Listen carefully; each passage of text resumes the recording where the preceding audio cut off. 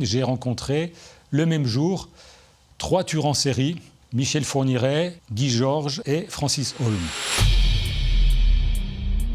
J'étais procureur général à Grenoble et je dirigeais une session de formation à l'École nationale de la magistrature sur le crime. Et j'ai voulu visiter cette prison un peu particulière qui est la prison d'Ensisheim en Alsace, où sont détenus des assassins et en particulier les tueurs en série, ceux qui ont malheureusement défrayé la chronique.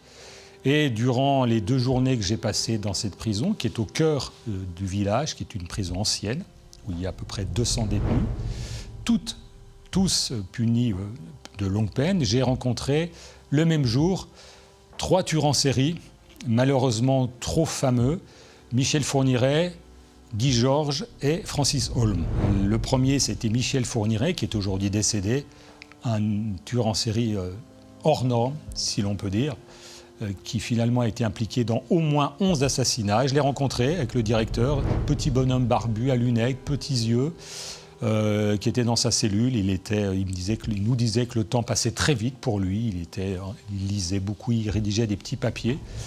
Et il nous a confié qu'à par moment, les nuits étaient difficiles. Et quand on connaît le terrible palmarès de ce personnage, on peut le comprendre. Il est décédé depuis et c'est un souvenir fort.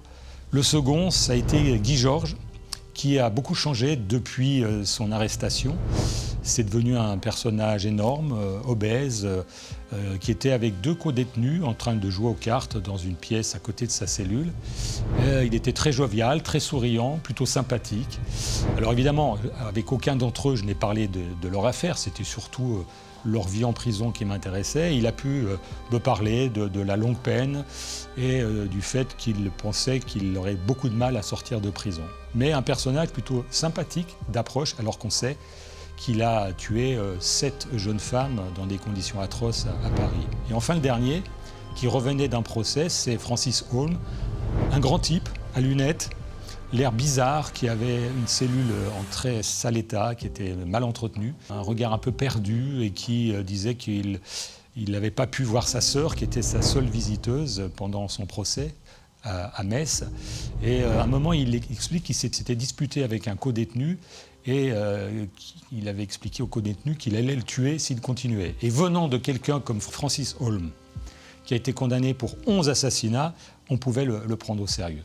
C'est un moment très fort et quand je repense à ces individus, je me demande s'ils sortiront un jour et je crois que pour protéger la société, il est absolument nécessaire que ces personnages restent définitivement en prison.